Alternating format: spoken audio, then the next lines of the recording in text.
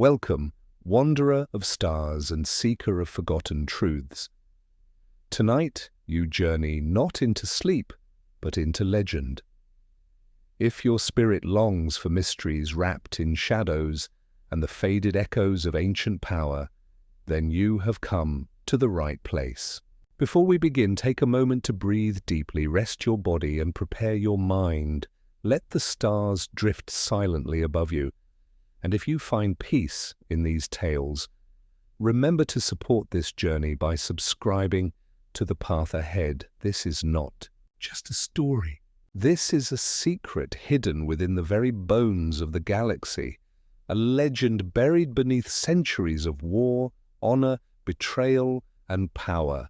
The tale of a Jedi who became a Sith, not out of hatred, but conviction, a noble son of Sereno who once walked beside Yoda, trained the great Qui-Gon Jinn, and stood at the threshold of peace. His name was Count Dooku. But names are only the beginning. It is said that in the waning days of the Republic, a mysterious signal echoed from the Outer Rim. A broken transmission buried in static, pulsing with coordinates known only to the oldest Jedi archives. A voice spoke through the silence, one not heard in generations. The voice of a Jedi long thought dead. "I am Dooku," it said. "And everything you believe about the Jedi Order is a lie." Then the signal vanished. Not intercepted. Not jammed. Vanished. No ship was ever found, no trace of the transmission. Just a single set of coordinates etched into the Force itself. Who was Count Dooku truly? What path led him from the sacred halls of Coruscant to the black heart of the Sith? What secrets did he uncover that made him betray the very order that raised him? Tonight we begin the search for the truth. But be warned, this is not a tale of light or dark. It is a tale of choice. And every choice has a cost. Let the story begin. In the final days of the High Republic, when the Jedi still believed themselves guardians of peace and wisdom, a child was born beneath the pale moons of Sereno. His name was Dooku, born to nobility, shaped by silence, shadow, and fire. The estate in which he lived towered over blackened forests, its ancient stone walls etched with the scars of forgotten wars. In the halls where his ancestors once ruled, the echoes of ambition whispered louder than lullabies. Even as a boy, Dooku was different. The wind would still when he passed. Animals turned their heads. The air itself grew heavy in his presence. He was sent to the Jedi Temple before his 10th year, taken from the Gothic world of Sereno to the polished serenity of Coruscant. There, among marble floors and endless libraries, he became something more. His mind absorbed knowledge with the hunger of a dying star. He was precise, disciplined, distant. The Jedi Order had never seen a student quite like him. Though many feared his intensity, Master Yoda chose to train him personally. Their meditations stretched into hours, their duels into legends. Yoda once said that Dooku's mind burned too bright to be ignored, yet behind the brightness a cold question always stirred. Why did the Jedi stand idle while the Senate wallowed in corruption? Why did peace require silence in the face of injustice? He trained many, but none like Qui-Gon Jinn. Qui-Gon was his mirror, his opposite, the only one who challenged him with both heart and mind. They would argue for hours about the living force, about prophecy, about intervention. Yet there was love between them, unspoken but unwavering. Dooku saw in Qui-Gon a future the Jedi could not accept, and that future frightened him. Years passed. The galaxy shifted. The Senate grew more bloated. The Jedi grew more cautious. Missions once meant to resolve disputes became performances for the political stage. Dooku, though draped in robes of calm, grew restless. On Raxus, he mediated a crisis where children starved while senators drank. On Kashyyyk, he saw Wookiees enslaved while Republic officials bartered for lumber. Everywhere he turned, power served profit. When he returned to the Jedi Temple, something had changed. He no longer walked the halls as a servant of peace, but as a seeker of truth. In the archives, he buried himself in records too old for most to care about. He read the forgotten words of Jedi who once questioned the Council. He studied the lives of those who were cast out. He did not fear their stories. He understood them, and then came the visions. They were faint at first, just flickers in meditation. A fire in the Senate chamber, a Jedi temple shattered by war, a masked face in the shadows cloaked in red and black. Over time, the visions grew louder. They came not only in sleep, but in waking hours. He would pause, mid-sentence. His breath would halt. Eyes fixed on something no one else could see. Still, the Council dismissed his concerns. They warned against attachments, against questioning, against fear. But Dooku did question. He questioned everything. He began taking fewer missions. Instead, he wandered the galaxy on self-appointed pilgrimages, to ruins on Jeddah, to caverns beneath Elam, to the ice temples of Ordo. And always he listened to the Force, to whispers in ancient stone, to secrets buried by the Jedi themselves. It was on one of these journeys that he encountered a historian, a seeker like himself. They met in silence, exchanging no names, only truths. The historian carried fragments of a lost holocron, one that told of Jedi experiments with forbidden knowledge, of bloodlines altered through will of the Force, of a prophecy buried so deeply not even Yoda would speak its name. Together, they traced the holocron's origins to a forgotten planet, veiled in storms and dust. There, within a crumbling archive tower, Dooku stood beneath a mural of stars and fire. Symbols he had only seen in dreams burned on the walls. The historian lit a torch. Behind the mural was a sealed vault. When they opened it, what they found would begin to unmake him. A name spoken once and never again. A truth that bent the very foundation of his beliefs, and a signal waiting to be sent. The Jedi Order would not hear it, but someone else would. In the quiet hours before dawn, when the city of Coruscant still held its breath between darkness and light, Dooku stood alone atop the tallest spire of the Jedi Temple. The wind pressed against his cloak, but his thoughts were far from the present. He watched the sky, not for ships or stars, but for meaning. It had been weeks since his return from the forgotten vault, and though his lips had spoken nothing of what he found, the fire behind his eyes had never burned brighter.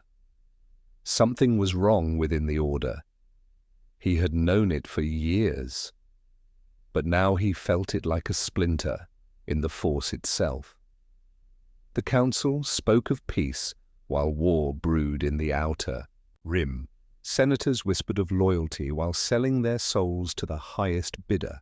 And the Jedi, sworn defenders of justice, had become little more than ceremonial guards at the gates of a crumbling empire.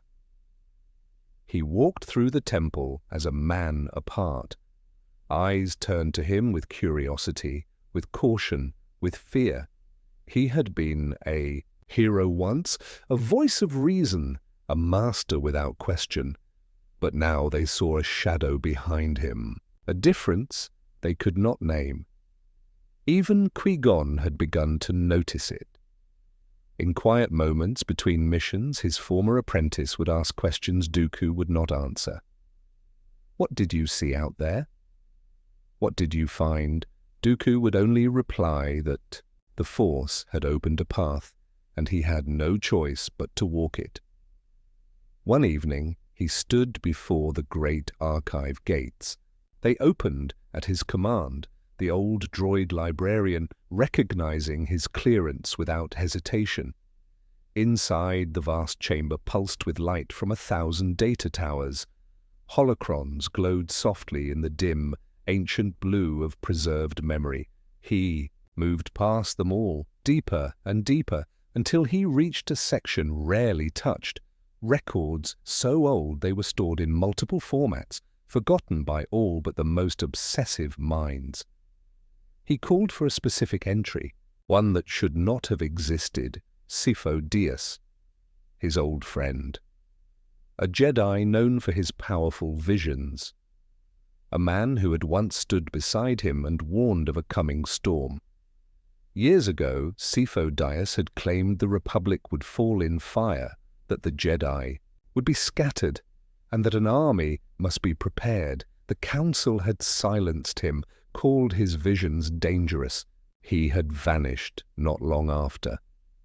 Now Dooku watched a flickering hologram of Sifo Dyas alone in a chamber, eyes wide with desperation. He spoke quickly, urgently. He warned of something rising from within, not from outside the Republic, of a darkness that had already breached the Order's walls. He said he had seen a figure cloaked in both Jedi light and Sith shadow, and that if they did not act, the galaxy would fall. Dooku leaned in closer. He paused the image. He stared into the face of his friend and felt a chill pass through him. Sifo Dyas had not vanished. He had been buried. He requested all associated files. Many were sealed, others were marked incomplete. But what he did find told a fractured story. Conversations intercepted, council meetings censored, and a final log of a transport heading into wild space under Jedi sanction, never returning. The coordinates were scrambled, but Dooku recognized the pattern. He had seen those numbers before, on the wall of the vault. Pieces were falling into place, but not quickly enough, and as he dug deeper, the Force trembled. In the following days, Dooku began to test the Council. He questioned assignments, challenged policies, publicly spoke of the corruption they refused to see. Some nodded in silent agreement, others turned away. Yoda watched him carefully, but said little. Mace Windu warned him of the dangers of pride, but pride had nothing to do with it. He walked the lands of his youth and saw hunger, decay, and fear. And the Republic had done nothing. It had promised stability and delivered abandonment. In his family's great library, he sat for hours, sifting through records older than the Republic itself, scrolls, books, and coded tomes from before the Jedi were bound by temples. In one he found an entry that stopped his breath. A Jedi Knight exiled long ago who spoke of a force that bound all things not with rules or councils, but with instinct and balance. This Jedi had rejected the dogma of both Jedi and Sith. He had vanished into legend, leaving behind only fragments. Dooku studied the symbols left behind, the same as those in the vault, the same as those Sifo Dyas feared. And then the dreams returned. He saw cities falling to fire, clones marching in perfect lines, lightsabers clashing in council chambers, and always a voice behind it all, calm, patient, waiting. He was not afraid of the darkness. He was afraid of what it revealed. He returned to Coruscant once more, but something had shifted. The temple, once a place of comfort, now felt like a tomb, the walls too clean, the silence too forced. The truth had no place here anymore. And as he walked those sacred halls for what he knew might be the final time, he understood. The Jedi could no longer protect the galaxy, and the silence of deep space wrapped around the ship like a shroud. Dooku stood alone in its observation chamber, watching stars drift past as the vessel moved through the outer territories. He had left Coruscant without fanfare, without declaration. No one followed. No one asked. The Jedi did not chase those who simply chose to vanish, but Dooku was not vanishing. He was searching. The coordinates recovered from the vault led to a system barely charted, hidden behind ion storms and gravitational distortions. It was a place untouched by maps, buried by time and intention. As the ship approached, a planet emerged from the haze, its surface cracked and bruised, veined with ancient canyons that pulsed faintly with unnatural light. The Force hummed, subtle but potent, as though it recognized what had come to its doorstep. The landing was rough. Dust curled in thick spirals as the ship settled onto scorched ground. Ruins greeted him, towers reduced to bone-white fragments, statues half buried beneath centuries of erosion, writing etched in a language older than the Republic. Dooku moved carefully through the remnants of what had once been a temple. Not Jedi, not Sith. Something older. Something that existed before those names were ever spoken. He passed through a corridor of pillars carved with faces. Some wept. Others screamed. At the center of the ruins, a chamber opened to the sky.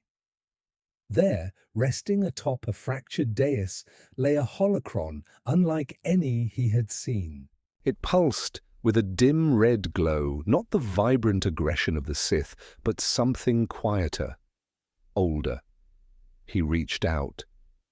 The Force shifted when he activated it. The air around him changed. A figure appeared, cloaked in tattered robes, its face obscured by shadow and time. Its voice, if it was a voice at all, did not echo through the chamber, but directly into Dooku's mind. You are not the first to stand here. Visions followed, worlds devoured by fire, Jedi walking willingly into war, the Republic manipulated not from without, but from within. A cycle endlessly repeated, a game played by those who wore no titles, who sat in no council, and who bent the fate of the galaxy to their quiet will. Dooku fell to his knees, breath heavy. The vision faded. The holocron dimmed. He returned to the ship in silence. No questions answered. Only deeper doubts ignited. Back on Sereno, he secluded himself in the fortress of his ancestors. For weeks he neither ate with others nor answered calls from Coruscant. Instead, he spent long nights meditating beneath the moonlight, replaying the visions again and again. He spoke to no one but the Force. In time, he invited one guest, a scholar who had once studied the deeper mysteries of the Jedi archives, a woman whose name had been erased by the Council after she challenged their decisions too boldly. She arrived in secret, cloaked and silent, carrying with her fragments of data long considered heresy. Together they pieced together a picture of manipulation spanning centuries. Certain bloodlines, they discovered, were repeatedly drawn into the heart of galactic conflict. These lineages were not chosen by chance. They were guided, shaped, prepared. And in every age one figure would rise to carry the weight of destruction. A vessel, not of their own making, but of a design hidden beneath layers of prophecy and lies. The evidence was fragmented, but the pattern was undeniable. Dooku began to suspect he was not acting freely, that his path had been carved for him, not by the Force, but by something pretending to be the Force. Dooku began to suspect he was not acting freely, that his path had been carved for him, not by the Force, but by something pretending to be the Force. He tested this theory through meditation. He reached out across space and time, searching for moments where the veil was thin. Once, he glimpsed a boy standing before the Jedi Council, uncertain and full of fire. Another time, he saw a clone with a broken chip, screaming in agony as his brothers turned their weapons against the Jedi. These were not accidents. These were orchestrated, and always, behind the chaos, a presence waited, cold, patient, smiling. One evening, in the lowest vault beneath his ancestral home, Dooku uncovered something long hidden, a recording stored within a black data cube wrapped in old cloth. The voice that spoke was Sifo Dyas. Not the desperate Sifo from the Jedi archives, but one calm and resigned. He spoke of visions confirmed, of knowledge traded, of a decision made. He had commissioned an army, not with Republic approval, but through secret negotiation with a distant world known for its cloning expertise. He had acted alone, and he had paid the price. They silenced me. But the army will come. It must. One day the Jedi will need it, whether they know it or not. Dooku closed his eyes. The pieces were forming a picture he no longer wished to see. If Sifo Dyas had indeed created a secret army, and if that army was hidden from the Jedi, then someone else had found it. Someone had taken control.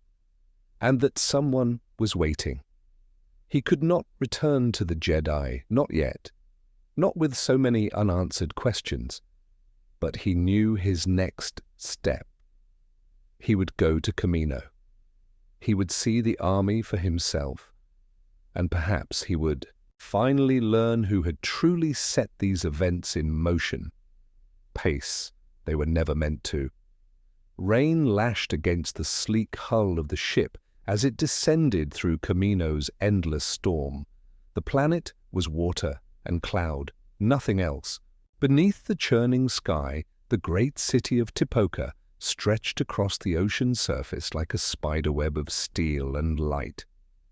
Dooku stood silently as the platform drew near, his thoughts tangled in questions that had no answers. He was not here as a Jedi. He was not here as a Count. He was here as a shadow chasing its reflection. The doors opened. A tall figure waited at the edge of the platform, skin pale and expression unreadable. Lama Su, Prime Minister of Kamino, greeted him without surprise, as if expecting him. Dooku offered no name, no purpose. He only asked to see the project. The Prime Minister led him through pristine halls that hummed with sterile efficiency. Clones marched in synchronized lines below glass walkways, their faces identical, their movements precise. "We are proud of our work," Lama Su said. "The army is growing faster than expected.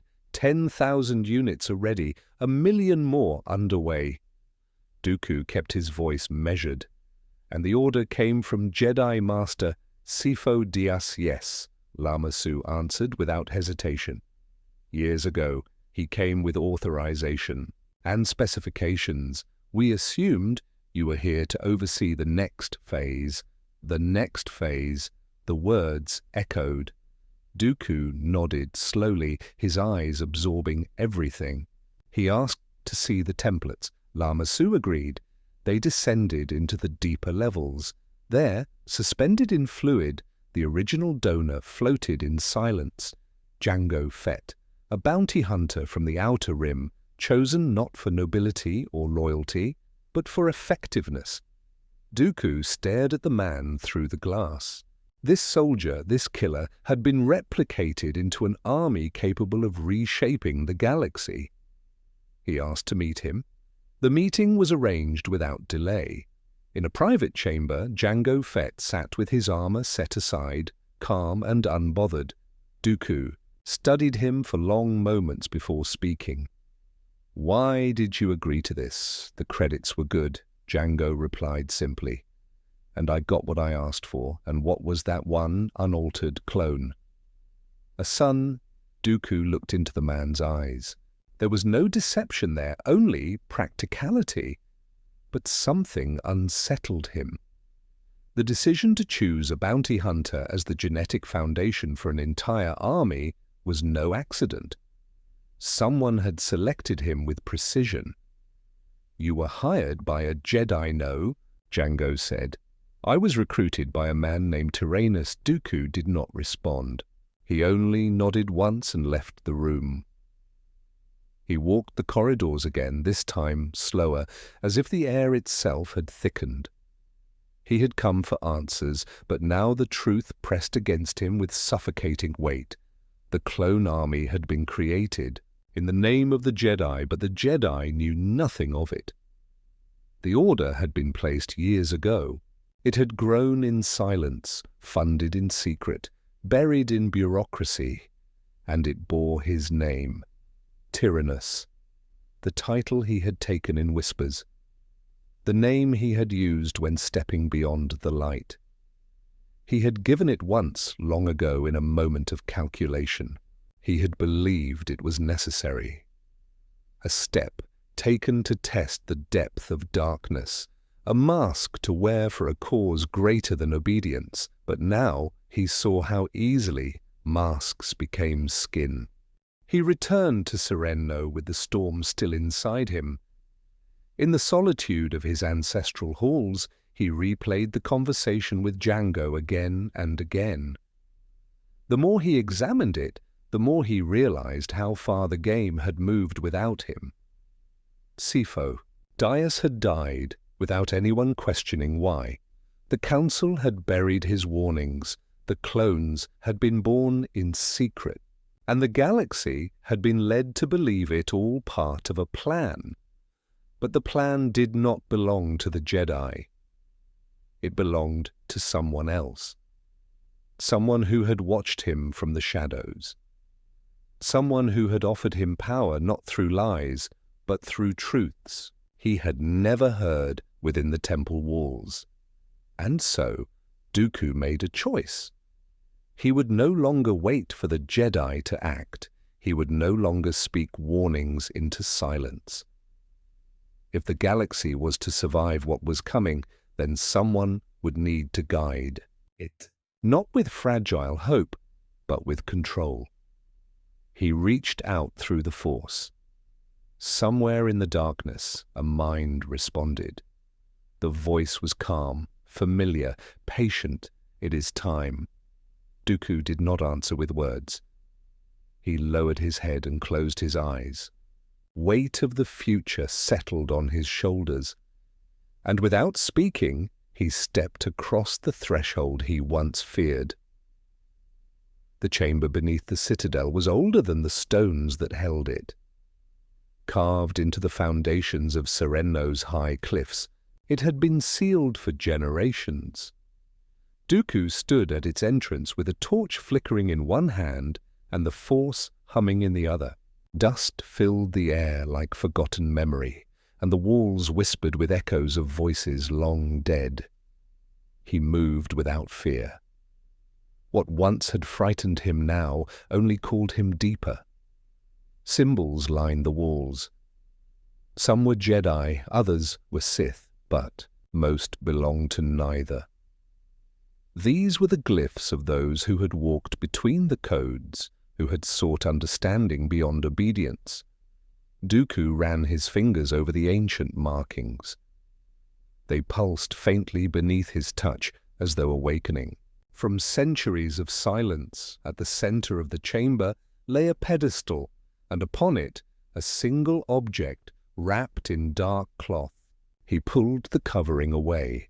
Beneath it was a holocron unlike any he had seen, not square or pyramid, but a perfect sphere, its surface swirling with threads of red and silver light. He reached out and touched it. In a rush, his mind was pulled elsewhere. He stood not in the chamber, but in the depths of a lost world. Above him, twin suns burned red. Around him, a battlefield stretched to the horizon. Jedi and Sith locked in ancient combat, their faces lost to time. Voices screamed, sabers flashed, and then silence fell. From the silence rose a figure cloaked. In darkness, neither Jedi nor Sith, but something else. Something older. It spoke no words. It only raised a hand and pointed. Behind Dooku, a temple opened. Inside was a single child, alone, watching. He gasped as the vision ended. Sweat clung to his skin. His breath returned slowly. The holocron dimmed. The meaning was unclear, but the message was not. The past was repeating, and if no one intervened, the cycle would continue until the galaxy consumed itself. He emerged from the chamber with a new clarity. The Jedi were guardians of peace, but blind to consequence.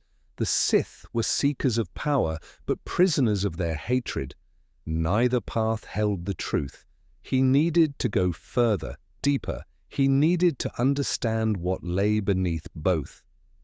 His search led him far beyond Republic space. In the shadow of wild stars, he visited worlds few dared to name. On Ambria, he sat beside the lake of fire, where the echoes of ancient sorcery still danced across the surface.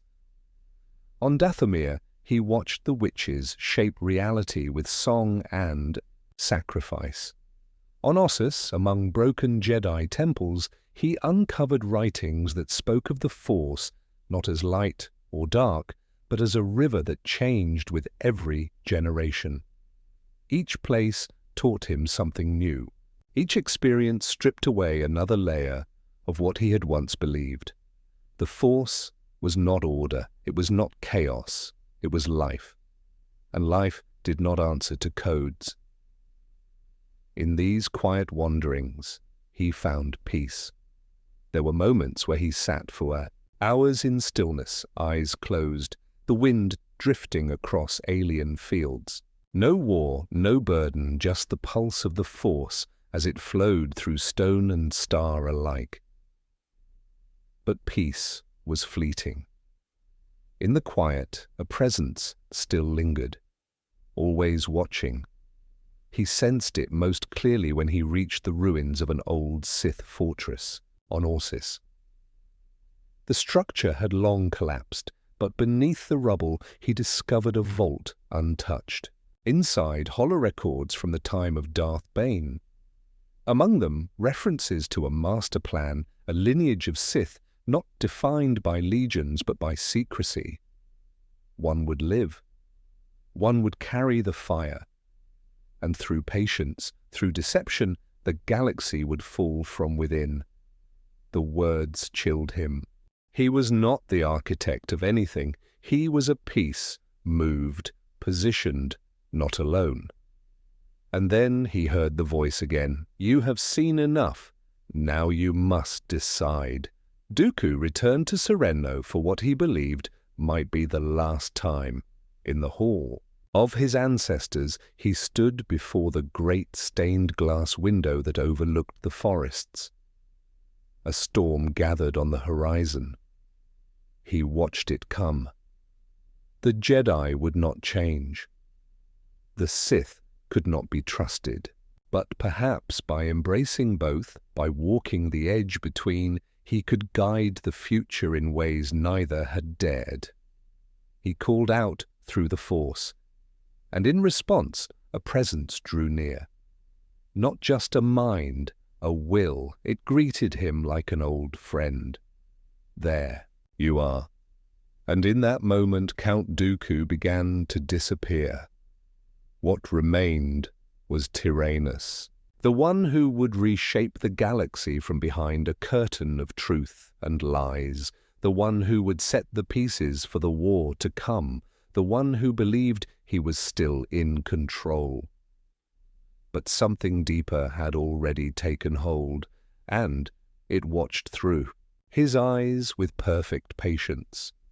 The chamber was silent, except for the low hum of energy that pulsed between the walls.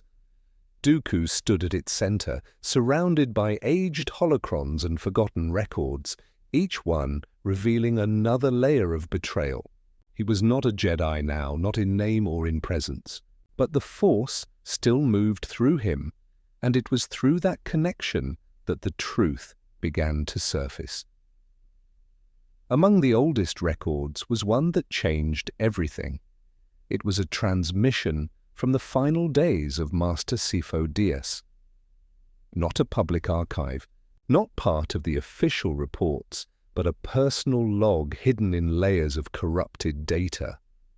Dooku had spent days decrypting it, and when it finally played, the voice was hoarse and strained.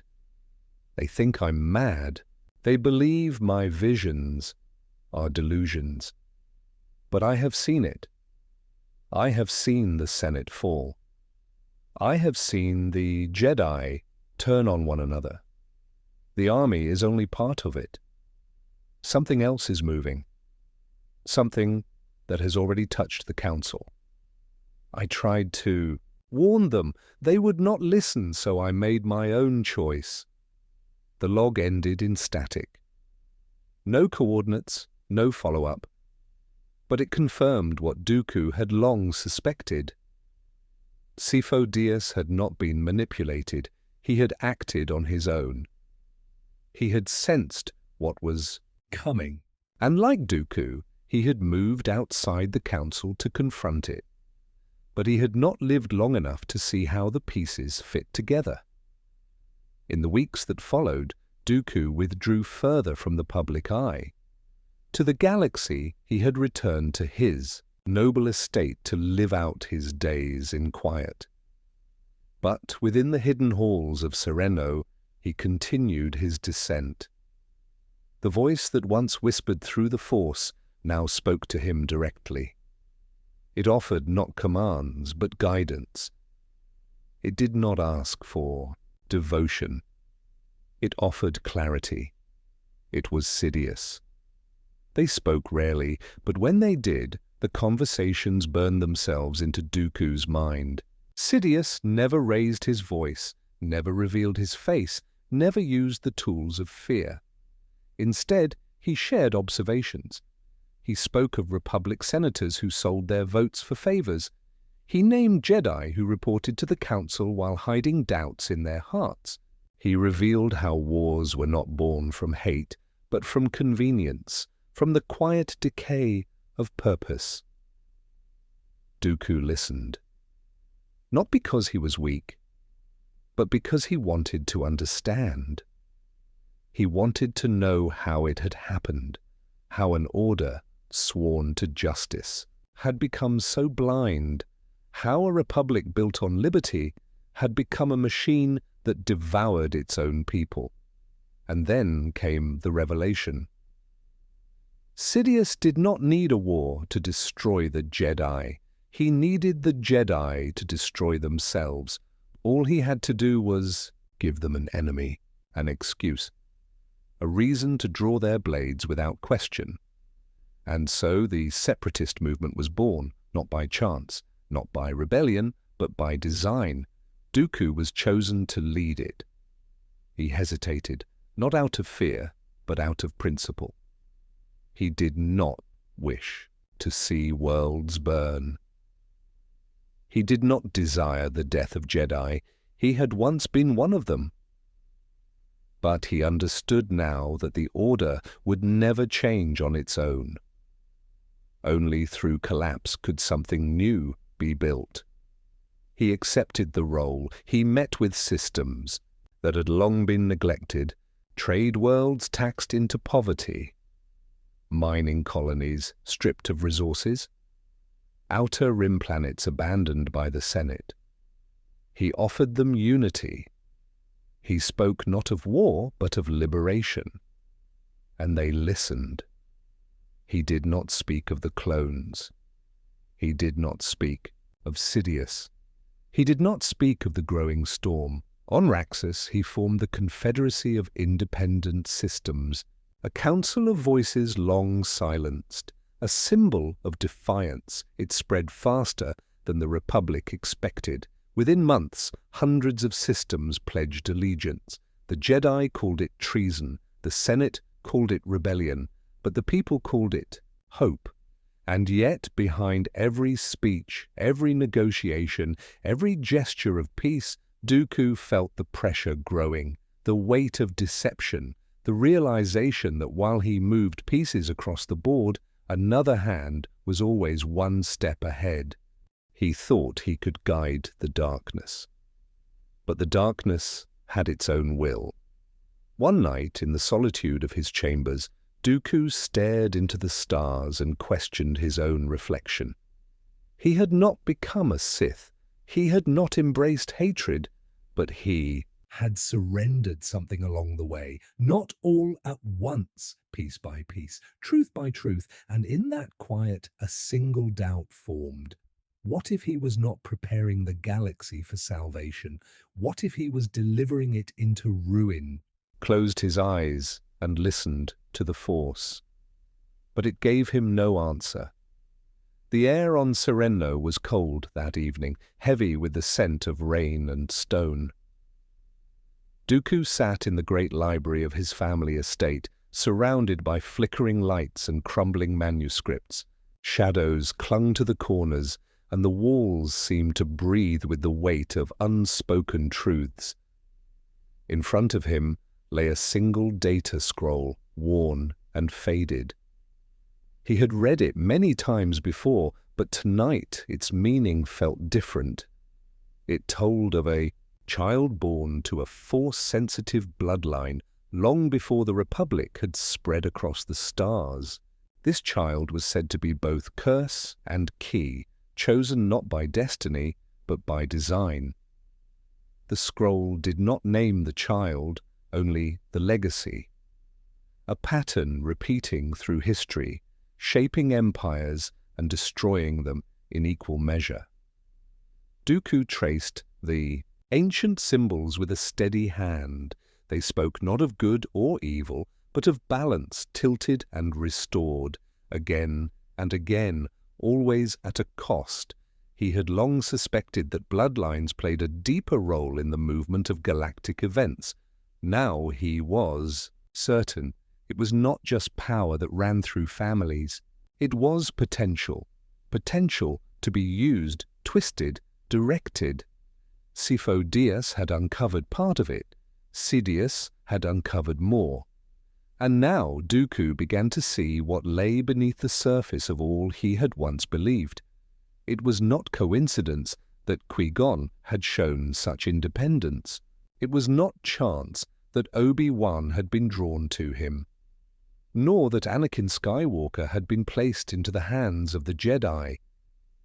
These were not random fates. They were links in a chain forged long before their births.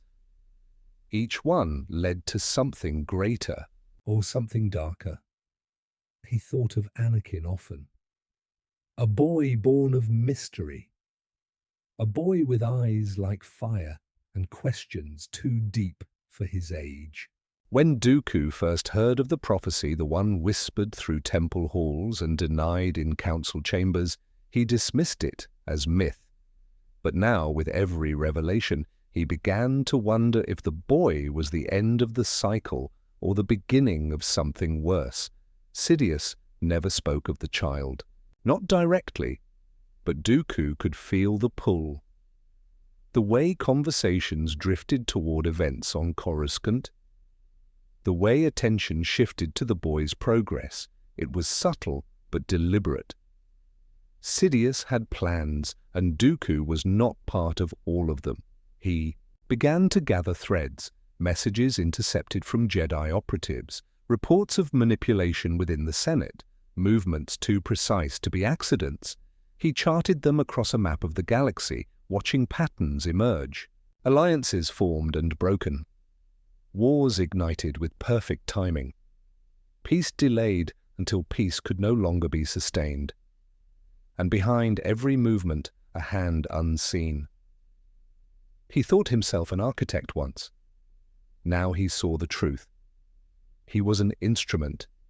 He had given Sidious the army. He had created the separatists. He had lit the match that would burn the galaxy. And all along he had believed he was choosing the lesser evil, that he could bend darkness to his will. But darkness was not meant to be bent. It was meant to be served. One morning he stood at the cliffs of his estate, watching the sea writhe below. Wind tore through the high air, cold against his face. The storm building across the horizon mirrored the one within him. He had learned the truth. The Jedi were blind, the Republic was crumbling, the Sith were patient, and the galaxy was a stage built for conflict. But there was one thing he had not yet understood. Why him? Why had Sidious chosen him, only to withhold the final secrets? That question haunted him as he returned to Coruscant under the veil of secrecy. Disguised, cloaked, silent, he passed through levels of the city few knew existed. Deep below the Senate building, in chambers lost to official records, he met with his master for what would be the final time. Sidious waited in the center of a circular room, cloaked in shadow. His voice was calm, measured, impossible to read. "You have done well. The war will begin soon." Dooku did not bow. He had bowed before. He would not again, and when it ends, Sidious stepped forward, face still hidden. Then the real work begins.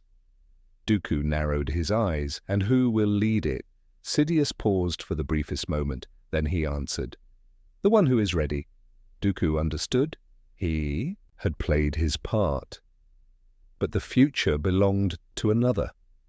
The silence that followed was deeper than anything Dooku had ever known. Not empty, but absolute. He turned without another word and left the chamber. That night, as Sereno's stars flickered against the dark, he stood alone in the great hall of his ancestors. He had sought power to create peace. He had embraced control to end chaos, but in seeking to rule the storm, he had become part of it. And far away, a boy with golden eyes stood beneath the glow of temple lights, unaware of the role he would soon inherit. The wind moved softly through the trees of Sereno's high gardens. Dooku stood among the ancient statues of his family, cloaked not in robes but in silence. He had not spoken since returning from Coruscant. Not to his aides. Not to the nobles who sought his guidance. Not even to himself. The truth he had uncovered lived within him now, too deep for words. It pulsed in his chest like a second heart. In the quiet of his study, he began assembling the pieces of what remained. Forgotten holocrons, forbidden scrolls, records the Jedi had hidden even from their own. One by one, he invited voices from the past to speak. Old masters who had questioned too much, exiled knights who had vanished into wild space, scholars who had written truths too dangerous to preserve. Their words became a symphony of memory and warning. The Jedi Order was never meant to last forever. It was a structure, not a truth, and like all structures, it had become more concerned with survival than purpose. Dooku listened, and as he did, he began to write. It was not a manifesto. It was not a confession. It was a record. His thoughts, his fears, his reasoning. He wrote of what he had seen in the Outer Rim, of what he had learned in Sith tombs and Jedi catacombs. He wrote of Sidious, of the clone army, of the boy with the eyes of a storm. It was not written for redemption. It was written for understanding. He believed someone, someday, might need to know the truth. One evening, he was visited by an old friend, a Jedi archivist who had once served with him on a mission long forgotten by most. She had followed whispers, found him in secret, and when she saw him, she did not draw her weapon. She sat across from him in the candlelight and asked only one question. Why, he answered her honestly. Because I could not close my eyes.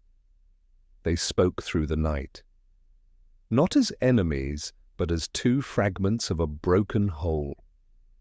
She did not agree with him, but she understood him, and before she left, she placed a single crystal on the table, a Jedi Kyber, still warm with light. "Remember who you were," she said. He held the crystal long after she had gone. That night, he returned to meditation. Not to seek answers, but to let go of questions. The Force did not speak. It simply was, like the wind, like the stars, like the tide beneath the cliffs. And in that stillness, he remembered something Qui-Gon once told him. The Force does not take sides, it only waits. He opened his eyes and breathed. He gathered his writings into a sealed archive. Locked it behind encryption only one who truly understood him could ever break. It was not yet time. The galaxy would not listen, but the future might. As the war began to stir, Dooku sent quiet messages to former Jedi, to neutral systems, to those still capable of hearing truth beyond banners and symbols. Most ignored him. A few listened. Fewer still joined him, but among them were voices that mattered. He met with a senator from a desert world, a man known for his quiet strength and thoughtful resistance. They spoke not of rebellion, but of philosophy, of freedom, of survival.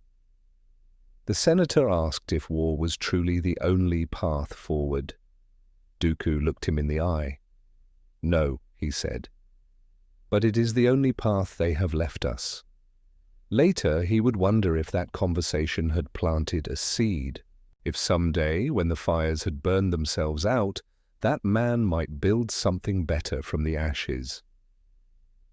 In the final days before the war erupted, Dooku stood again on the cliffs of Sereno, watching the sky. He thought of Yoda, of Qui-Gon, of the Jedi he had once laughed with in the halls of the temple. He thought of the boy with golden eyes. He thought of the choices made and the ones yet to come. The wind carried no answers, but in his heart he no longer needed them. He had made his choice, and the galaxy would follow. In the heart of the war, deep within the invisible corridors of manipulation and shadow, Count Dooku stood before the final turning point. He had given the galaxy its conflict. He had forged the army that now tore across the stars. He had crafted a rebellion strong enough to split the Republic in two, but he had not yet seen the true shape of the future. It revealed itself when he stood again before Darth Sidious, not as an apprentice kneeling in the dark, but as a partner prepared to finish what they had begun. The conversation was brief. The war was nearing its peak. The Jedi were worn thin. The Senate bloated with fear and power. The galaxy was ready for order. Sidious spoke of the final step. The death of the Jedi. The rise of a new empire, a transformation, he said, necessary to preserve peace. Dooku listened, and for the first time, something inside him recoiled. He had believed in balance, not domination. He had believed in clarity, not tyranny. Yet Sidious now spoke of absolute control, of a singular will governing all. He no longer spoke of reform. He spoke of rule. Dooku asked who would lead this new empire. Sidious turned, the chosen one, Words were soft, but they echoed like a blade drawn in silence. Dooku stood still. The child, the boy from Tatooine, Anakin Skywalker. Dooku had seen glimpses of the boy's future, felt his power, sensed the storm that lay beneath his calm exterior. But he had never imagined Sidious would favor him. Not over a proven ally.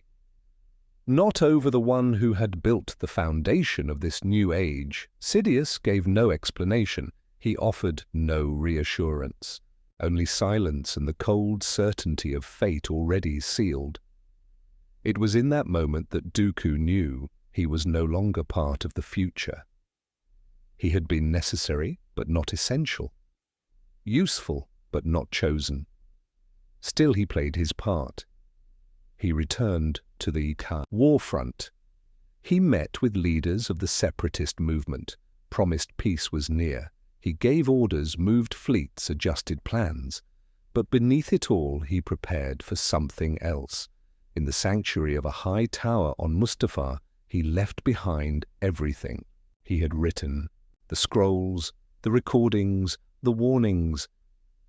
They were hidden beneath codes known only to those he had once trusted, not to preserve his name, but to preserve the truth. When the final moment arrived, it came not on a battlefield, but in a quiet room aboard a starship above Coruscant. He had been told it would be a political gesture, a capture, a show of strength to force the Republic to the negotiating table. He would be taken prisoner by the Jedi, brought before the Chancellor. The galaxy would see his fall and believe the war was ending. He had not expected to face Anakin Skywalker. The duel was fierce, fast, full of fury. Dooku held his own, as he always had. But something had changed. The boy was stronger now, not just in skill, but in will. There was a heat behind his strikes, a weight in every step. Dooku saw it too late. In a flash, he was disarmed, on his knees, and then he looked up. Sidious sat calmly in the Chancellor's chair. Kill him. Dooku froze. Time seemed to slow. He looked. To Sidious, confused, betrayed. He looked to Anakin, unsure, and then he understood. He had never been meant to survive this war. He had trained the army, built the enemy, fed the conflict, and now his death would become the final stroke. The justification for Anakin's rise. The last act of the illusion. He had served his purpose. Anakin hesitated, but only for a moment. Two blades crossed, and Dooku fell. As the world faded from his eyes, there was no fear, only clarity. The whisper he had heard long ago was now a roaring tide, and the whisper grew into a storm across eternity. Silence followed the fall of Count Dooku. No fanfare, no trial, no legacy preserved in the records of the Republic.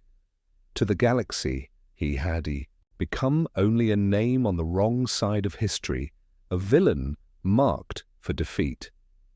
But in truth, his death was not the end. It was the quiet opening of a door long kept sealed. The Jedi never learned the truth of that moment. They returned to the temple, unaware that it had been the final piece in a larger design. They believed they had claimed victory, yet the victory belonged to someone else.